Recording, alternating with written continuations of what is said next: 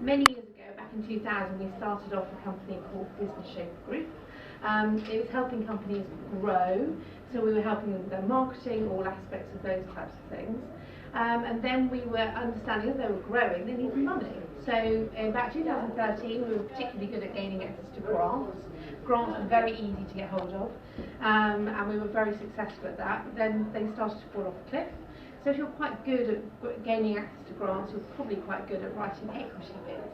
So today I'm going to sort of give you an idiot's guide of what information you need to gather in order to go for an equity bid. So, just a little bit about some of the types of things we do. This is quite small, so don't apologise. We review an awful lot of opportunities per month. It can be in excess of 100, 150 opportunities because there's a lot of people seeking funding out there. I'll share with you some stats in a minute that sort of will scare you a little bit. We then analyse and look what the company's trying to do. Sometimes we might analyse and say, actually go away for 6 months and go and do this, that and the other. Or sometimes we might say, yes, you're about ready. Then we can sort of help to look at your investment opportunity in more detail, see if we have investors for it. Then we go about improving that opportunity because generally 99% of the people that we come to talk to aren't quite ready. They'll be talking endlessly about their product and service and actually probably not talking enough about their investment opportunity. So we look to improve it. That can take anywhere between 2 to 6 weeks. Then we create the actual sort of the investment opportunity with all the decks, with all the information. We then do some research to see what in our own network the investors that we can make introductions to, but we also go and look for smart money, so people that can actually sort of bring something more than just money to your company. So it could be something like distributors, it could be partners within your industry that can help you. It's always trying to look at best sources of funding for your actual investment opportunity. So the main types of funding. We try and adopt. Hi. Yes, it is. Yeah, it's Monday. That's good. We try and look at a blended funding approach. So sometimes it's not necessarily all going to come from one source. So you could look for a bit of grant funding. You could, if you're buying some kit and caboodle, you could look for asset finance, which is your more traditional stuff.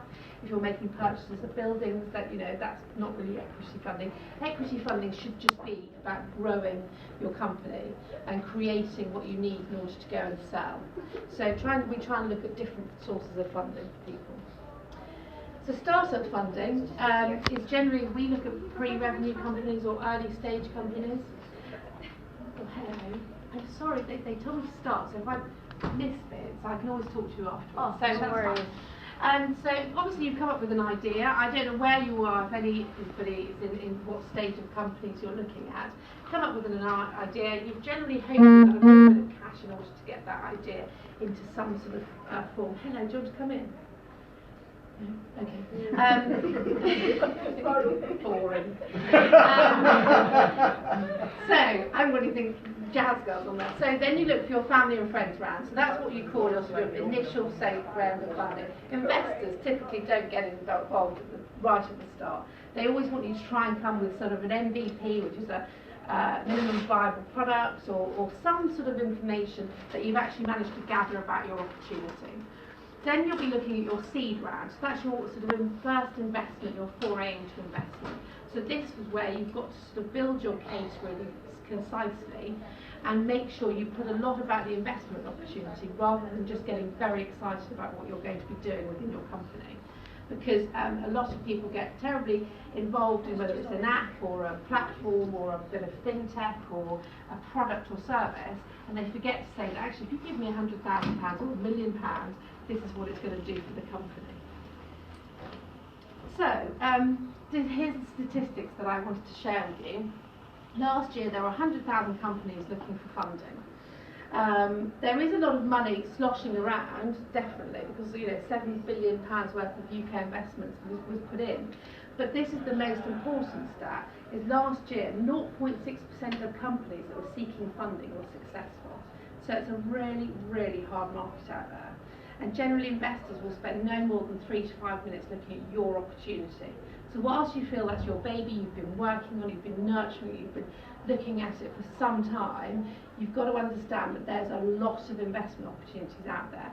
You've got to make sure yours is clear, well understood, well executed, basically as good as it can be. And I'll go on to show you perhaps some examples of how you can do that.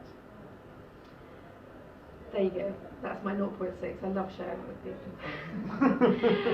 So basically, obviously, the investors that we work with are looking at early stage or pre-revenue companies. So it's obviously the most tricky bit of investment to get, but equally it's the most risky. So they'll be looking at something between 8 and 10 times return. So when you're looking again at your investment opportunity, what you're trying to get money for, is looking actually at what the return on investment will be for the investor.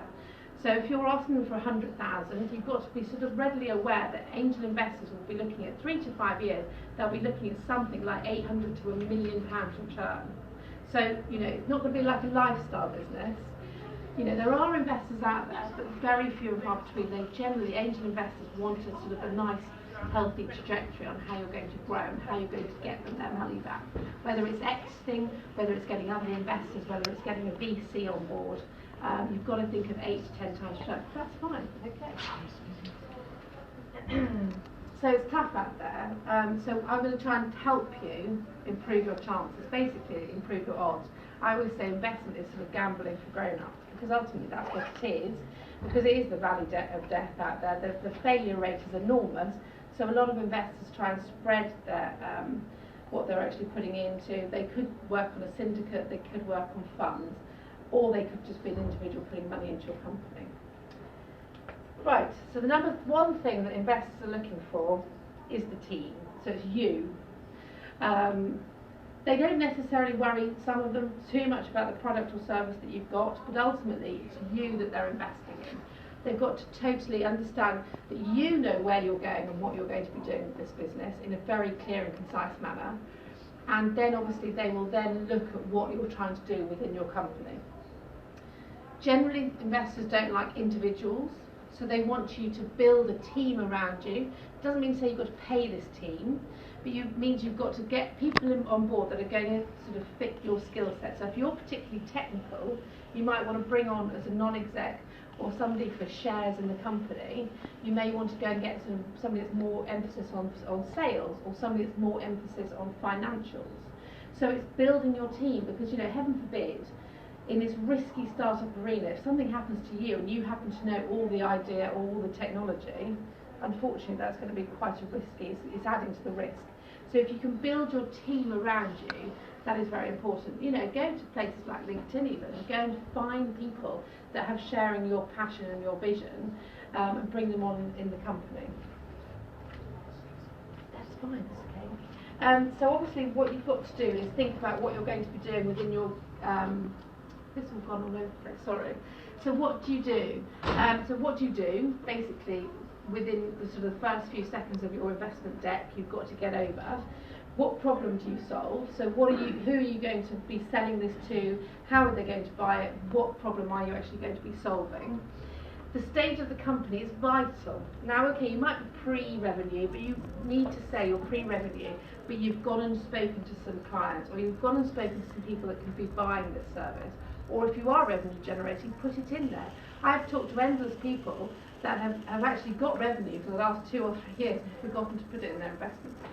They've happened to turn over £1 million, forgotten to tell me. Then obviously be very clear on what you need. So I'm looking for 50,000, 500,000, 1 million, whatever it is, but be very clear. You've got to put what you need, your use of funds, and what your valuation is. So your valuation is what you're valuing your company today in order to get investment in the company. So you've got to be very clear. Now your valuation, I understand, will be that, because ultimately you're probably quite early stage businesses.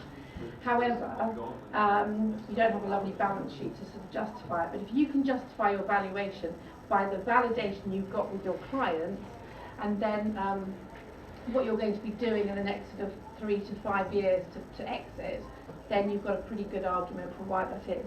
If people say, oh, I don't know, I've had this again, I've given you sort of, I don't know what the valuation is, so it's up to the investor to offer me. You don't walk into a house and not know a rough idea of what it's going to be valued at. You need to be putting something out there. Might not what you get, but at least you've got a jolly good idea of what your valuation is. size of opportunity, so your competition, you know, the ability to scale. Investors, again, they like to know that there's a massive opportunity to scale, and it's not just going to bumble along, because they'll look for you to just continue with your friends and family round or traditional lending. They want, you know, companies that they invest in to give them that 8 to 10 times return. So valuation, as I say, in early stage companies it's always really hard to come up with a valuation. However, you know, there's a plethora of ways of calculating it. I have an accountant that sits in our company, he does it. I don't really get involved. But basically, it's a combination of lots of different things. So things like traction, who have you spoken to, the market size, the stage of the company, all these things you've got to think about when you're thinking about your valuation. You know, don't be amazingly rude and say, you know, you're a startup and you're coming in for a £10 million valuation or something, because that's just bonkers. You've got to be realistic, but equally you've got to be, you know, have to think what you're going to be doing in the future. Have I left myself wriggle room, because I might need subsequent rounds of funding? So you can't go and give it all away right at the start. So it's just thinking about what you actually need for the next 6 to 12 months and what that's going to do for the company. Because then when you go for another round, obviously that's going to be a different valuation. So because you've obviously got further in the company. Some people come to me and say they need £1 million and they're offering 10% of the company or something bonkers. But they don't need £1 million. They need £1 million over 2 years. Well, obviously the company's going to grow. They're going to potentially give a lot of equity away at the beginning and then not have anywhere to go with regards to subsequent rounds. So it's thinking about what you need now and make it part of the journey. That's why you have friends and family, seed, Series A, that type of thing, or upper seed. You have your different areas of funding.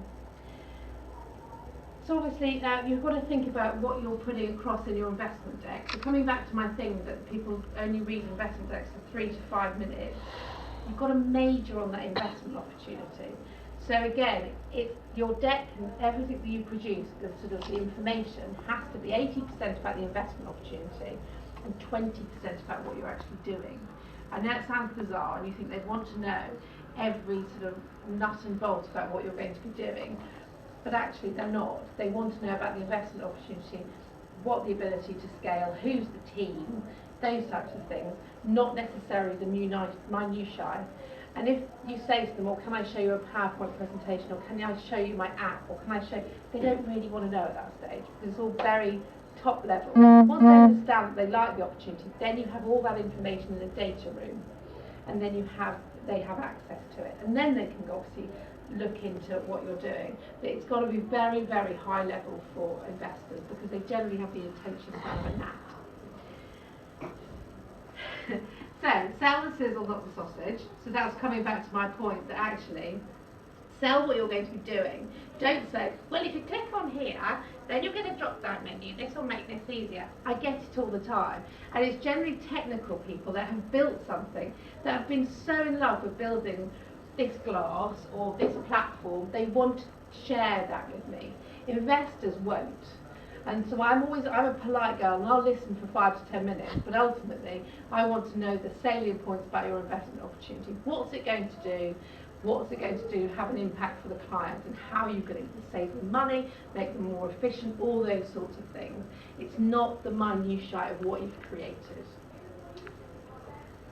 So, coming back to sort of basics, if you like, is if you're going to want to gain access to investment, whether that's either a crowdfunding campaign, whether that's for an individual investor that you might go and find on LinkedIn or somebody you know, if you're going to be raising money of any sort, even if it's traditional lending, it's a good idea to have these documents. So you have the investment deck, so that's typically anywhere between 8 and 20 pages. It's very pictorial, it's very visual, and it has to get across the investment opportunity in that 80-20 way that I just mentioned. Then you have the investment memorandum. That can be more lengthy and have a little bit more detail, but it's got to still be quite easy to read and easy to understand. Then you've got to get a good set of financial forecasts. So how are you actually going to make money? How are you going to monetize what you're going to be doing? And they don't really need to be any longer than 3 years for your first foray into this. because ultimately after 3 years, it's all pie in the sky anyhow. It's all predictions. If you think you know what you're going to be spending on stationery in year 5 matters, it doesn't. They also want to know what you're going to be doing in the next sort of 3 years with regards to your growth. Then obviously you need a business plan. It's all very well making these beautiful documents that investors are going to read, but then they will want to dig into the opportunity. So then you need that boring document that I don't really like, but ultimately to tell you everything about your investment opportunity. So that typically is a bit more dull, but it actually tells you your routes to market, your marketing strategy, what you're going to do with your financials, who you're going to be selling it to, your international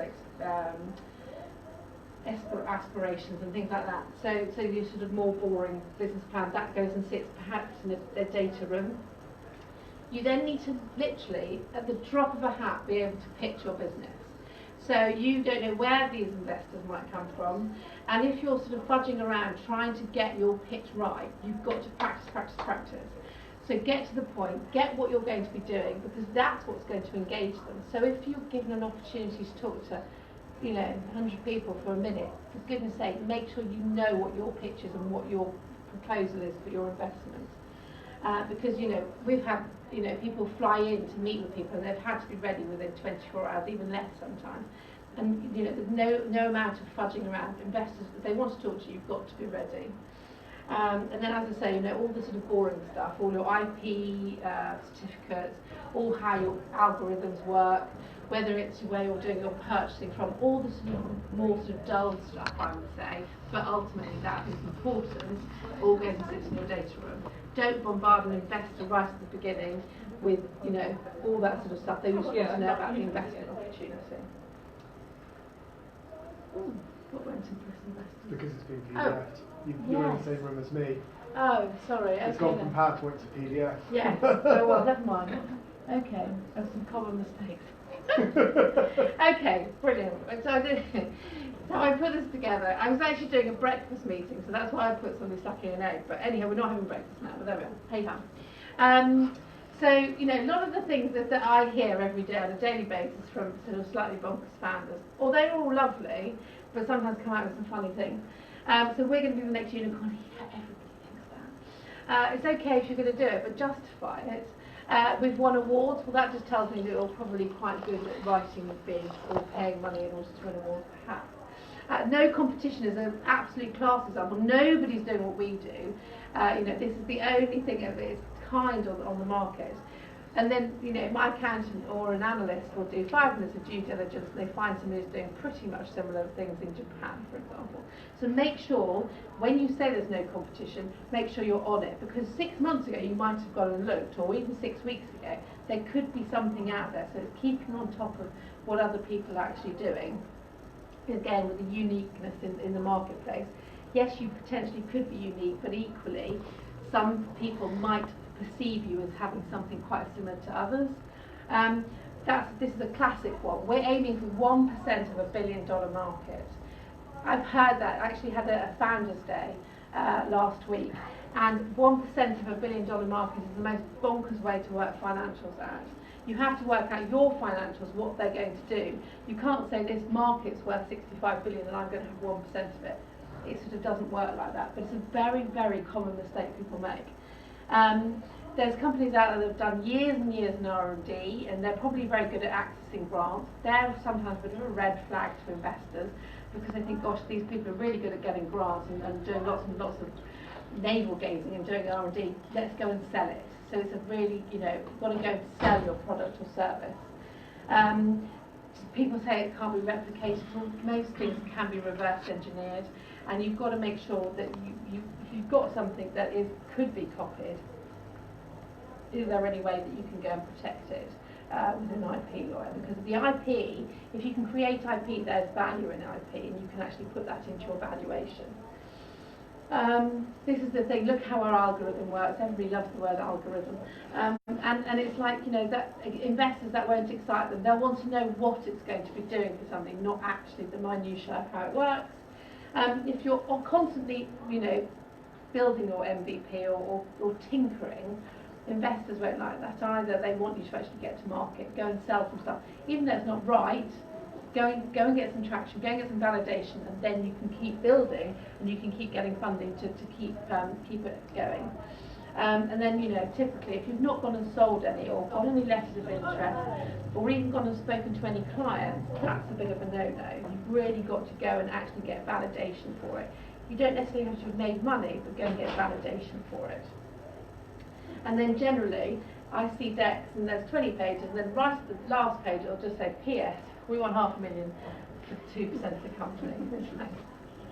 That's not really helping me with regards to the investment opportunity, but I have seen endless decks like that. And then please contact Peter at. Okay, so you've now hopefully learned a little bit more about how to convey that message, what to say and what not to say. And then I'm going to now go through some live cases that we've gained investment for. So I hope hopefully these can sort of try and demonstrate.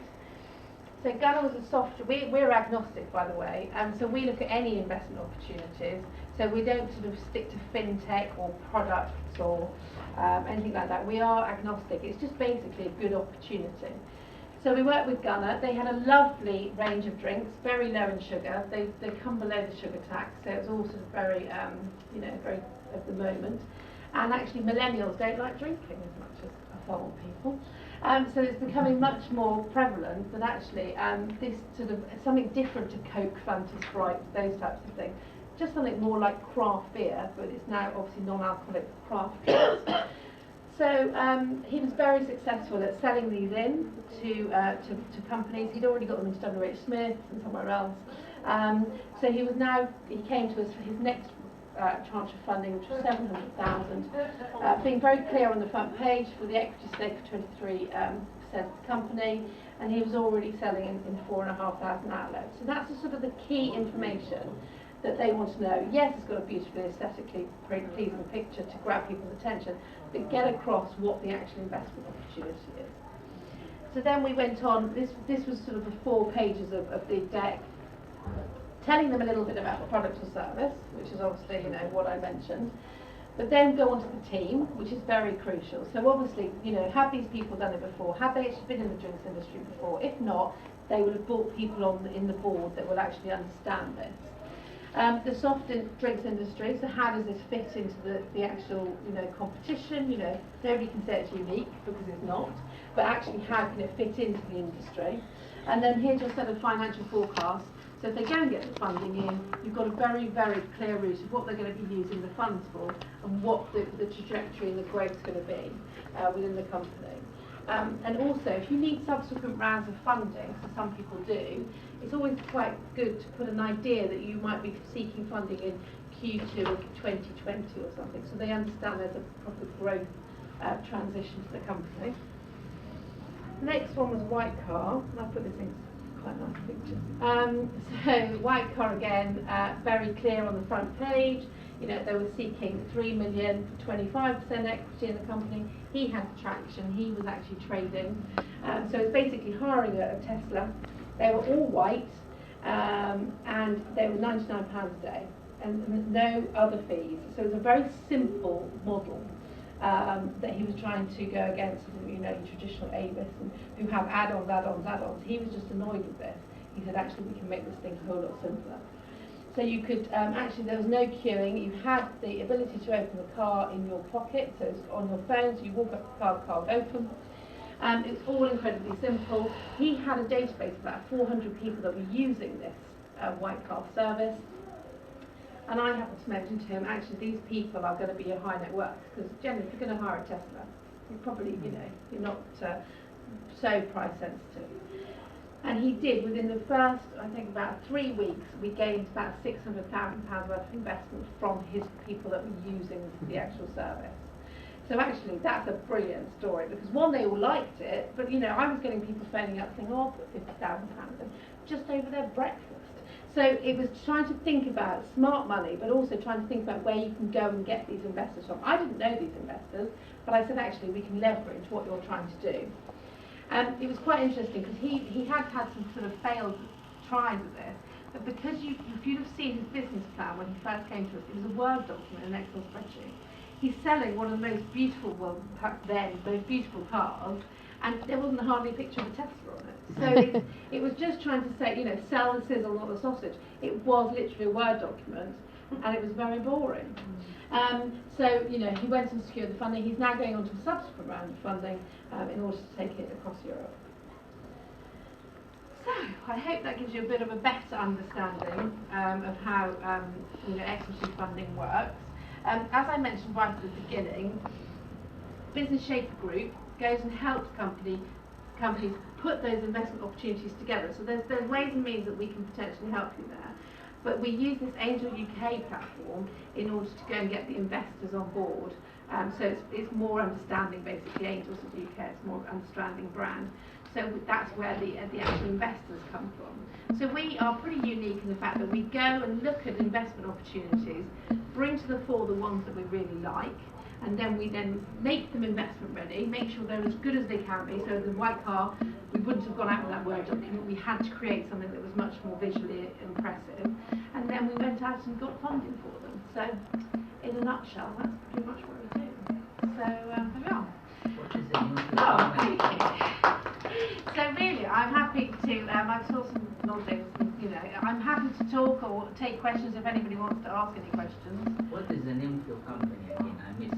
Pardon? The name of your company. Well, Business Shaper Group is the company that helps create the documents, so looking at the packaging of the investment opportunity, and then Angels UK is where we actually go and get the investors from.